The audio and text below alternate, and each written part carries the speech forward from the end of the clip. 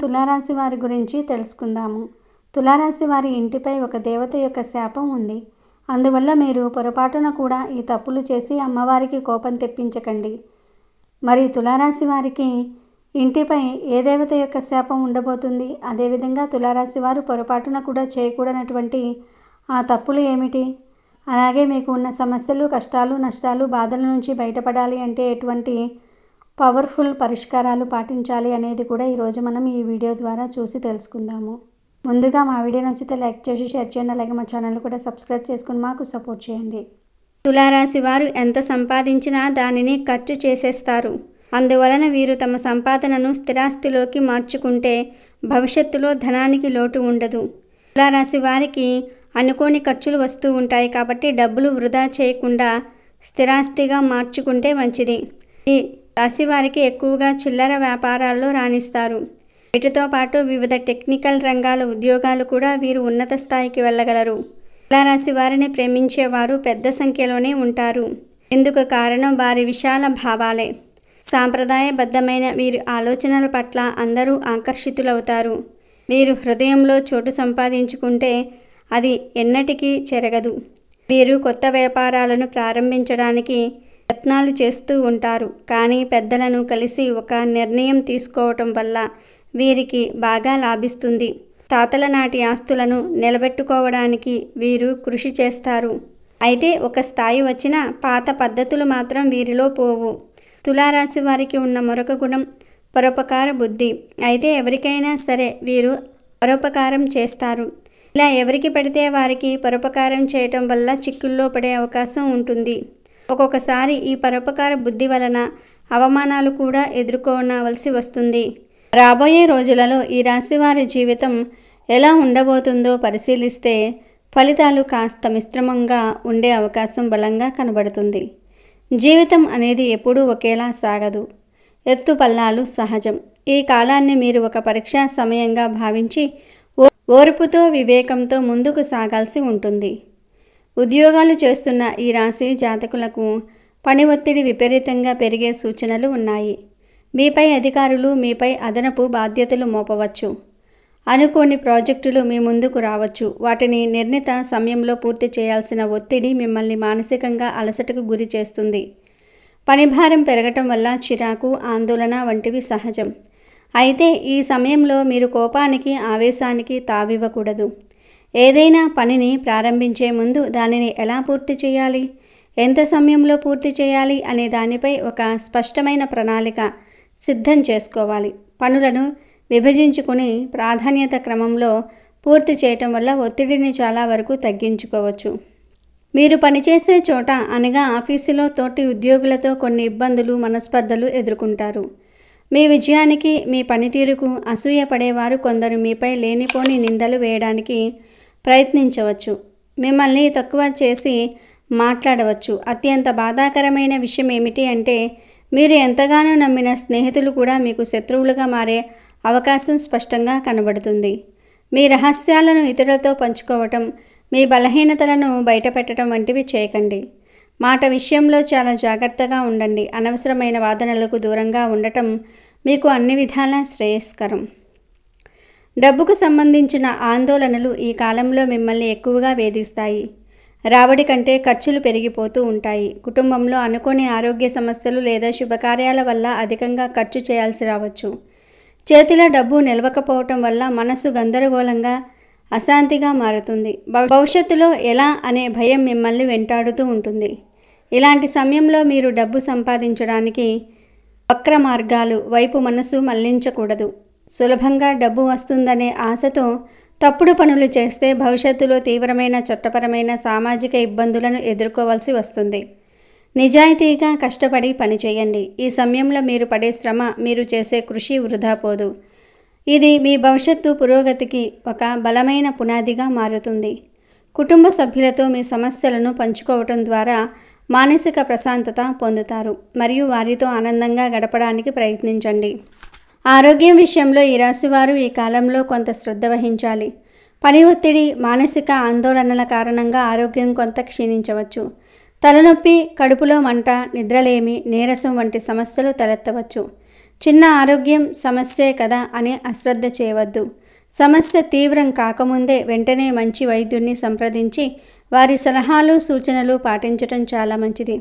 సరైన ఆహారము, తగినంత నిద్ర, కొద్దిపాటి వ్యాయామం మీ దినచర్యలో భాగం చేసుకోండి. ఇక ఆర్థికంగా గడిచిన కొంతకాలంగా మీరు ఎటువంటి తీవ్రమైన సమస్యలనైతే ఎదుర్కొంటూ వస్తూ ఉన్నారో ఆ సమస్యల బాధ, ఆర్థిక ఇబ్బందుల నుంచి మీరు పూర్తిగా బయటపడి ప్రశాంతమైన జీవితాన్ని పొందాలంటే కాస్త సమయం పడుతుంది. ఓపిక పట్టక తప్పదు. ఆర్థిక పరంగానూ ఉద్యోగంలోనూ మీరు ఊహించిన అద్భుతమైనటువంటి ఫలితాలను చూడాలి అంటే కొంతకాలం మీరు వేచి ఉండాల్సిందే. గ్రహాల అనుకూలత కోసం ఎదురు చూడాలి. ఈ సమయంలో మిమ్మల్ని దెబ్బతీయడానికి కొందరు వ్యక్తులు సిద్ధంగా ఉంటారు. ఆర్థికంగా మిమ్మల్ని నష్టపరచడానికి కావచ్చు, లేదా 10 మందిలో మిమ్మల్ని అవమానించి మీ ప్రతిష్టకు భంగం కలిగించాలనే దురుద్దేశంతో కావచ్చు. కొంతమంది మీకు దగ్గరి వారే మీకు వ్యతిరేకంగా ప్రణాళికలు రచించటం జరుగుతుంది. మీ వెనుక గోతులు తీసే ప్రయత్నం చేస్తారు. కాబట్టి ఎవరినీ గుడ్డిగా నమ్మవద్దు. మీ వ్యాపారాల్లో ముఖ్యంగా ఆర్థిక విషయాల్లో చాలా పారదర్శకంగా జాగ్రత్తగా ఉండండి. అయితే ఇన్ని ప్రతికూలతల మధ్య ఒక సానుకూలమైన అంశం కూడా ఉంది. ఆపదలో కష్టాల్లో ఉన్న వారిని చూసి మీ హృదయం చలించిపోతుంది. మీకు ఉన్నంతలో మీరు వారికి సహాయం చేసి మీ యొక్క గొప్పతనాన్ని, మీ ఔన్నత్యాన్ని చాటుకుంటూ ఉంటారు. మీరు చేసే ఈ నిస్వార్థ సేవ వల్ల సమాజంలో మీకు మంచి పేరు, గౌరవము లభిస్తాయి. ఈ విధంగా మిమ్మల్ని అపార్థం చేసుకున్న వారు కూడా మీ మంచితనాన్ని అర్థం చేసుకుని తిరిగి మీతో స్నేహాన్ని కొనసాగించే అవకాశాలకు ఈ సమయం అనువుగా ఉంటుంది. మీరు ఆపదలో ఉన్న వ్యక్తులకు చేసే సహాయం ఏదైతే ఉందో వారి జీవితంలో మీ ద్వారా ఒక గొప్ప మేలు జరుగుతున్నట్లుగా వారు భావిస్తూ ఉంటారు. వారి దీవెనలు మీకు శ్రీరామ రక్షగా నిలుస్తాయి.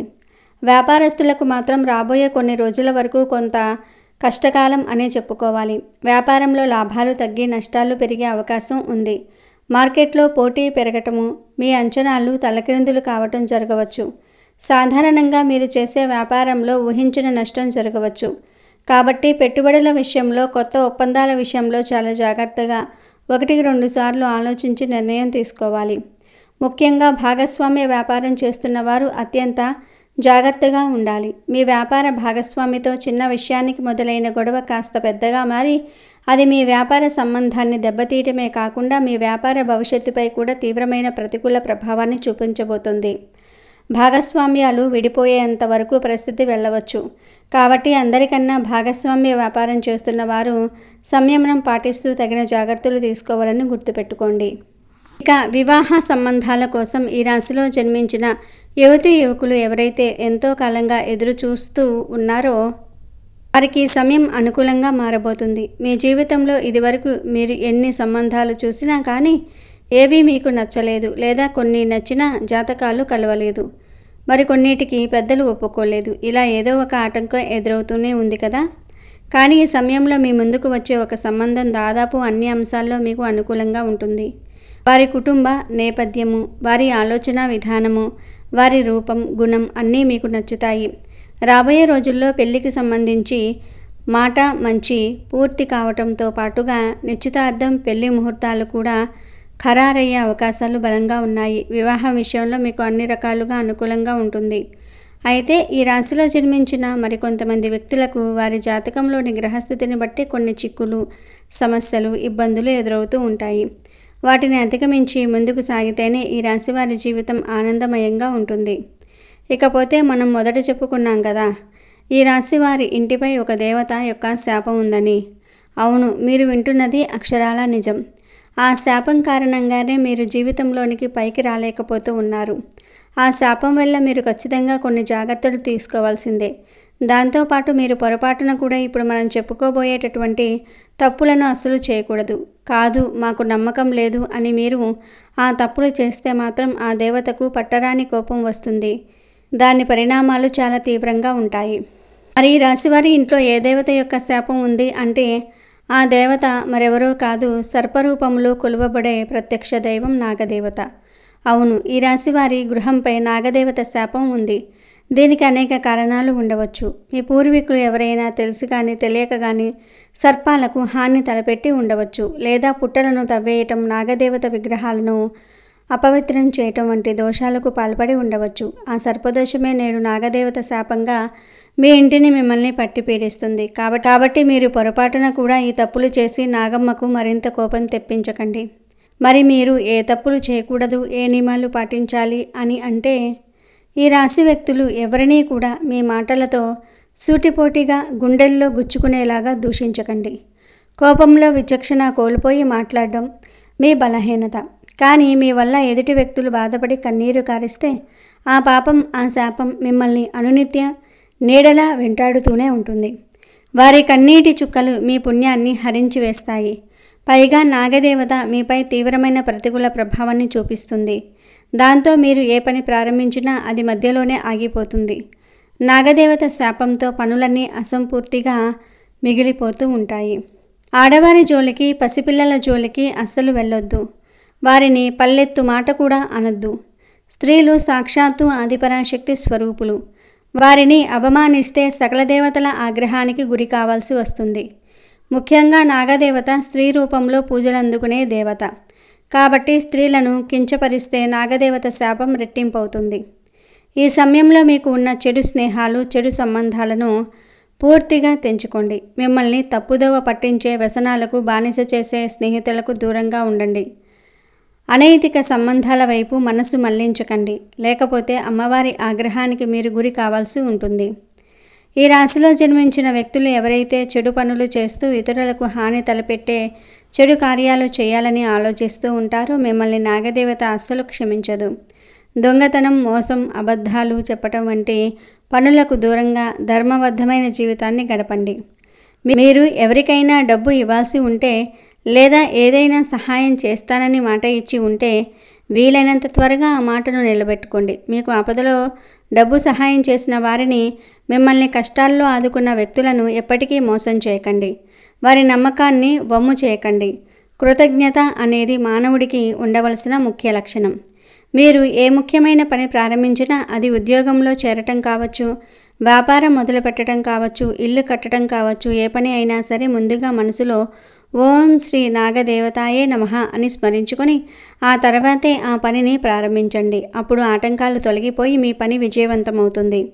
ఇకపోతే ఈ రాశి వారిలో ఎవరైతే వివిధ రకాల సమస్యలు, కష్టాలు, నష్టాలు, బాధల నుంచి శాశ్వతంగా బయటపడడానికి, అనేక రంగాలలో మంచి ఉన్నత ఫలితాలను సాధించడానికి మరియు జాతకరీత్యా కలిగే దుష్ప్రభావాలు ముఖ్యంగా ఈ నాగదేవత శాప ప్రభావం పూర్తిగా తొలగిపోవడానికి ఇప్పుడు మనం చెప్పుకోబోయే అత్యంత శక్తివంతమైన పరిహారాలను శ్రద్ధగా, భక్తితో పాటిస్తే మీకు ఎలాంటి సమస్యలు ఉండవు. మీ జీవితం సుఖ సంతోషాలతో నిండిపోతుంది.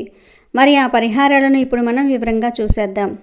నాగదేవత అనుగ్రహం పొందడానికి, నాగదోష శాంతికి ఇది అత్యంత ముఖ్యమైన పరిహారం.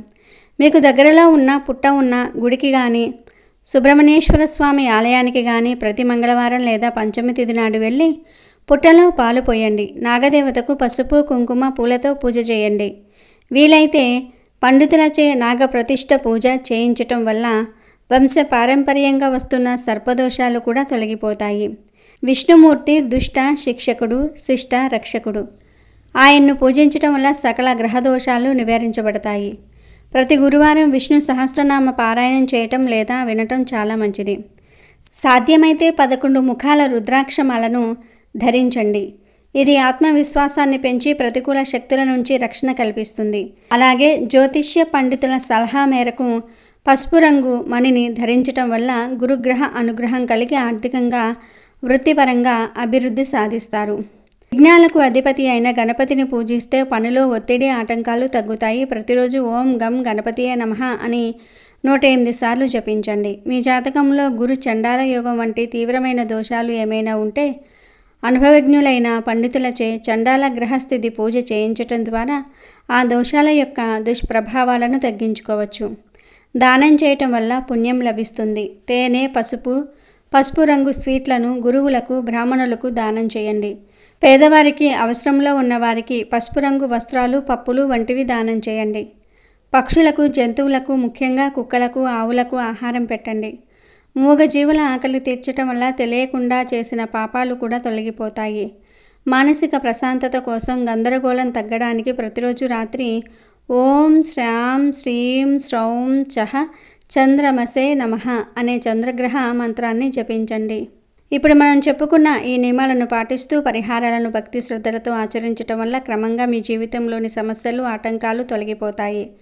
నాగదేవత శాపం యొక్క ప్రభావం తగ్గి ఆ దేవత యొక్క ఆశీస్సులు మీకు లభిస్తాయి. మీరు నిండు నూరేళ్లు ఆయురారోగ్యాలతో, అష్టైశ్వర్యాలతో, సుఖ సంతోషాలతో హాయిగా జీవిస్తారు. డబ్బుకి ఎలాంటి లోటు ఉండదు. ఆర్థికపరమైన ఇబ్బందుల నుంచి పూర్తిగా బయటపడి సమాజంలో ఉన్నతమైన కీర్తి ప్రతిష్టలను పొందుతారు.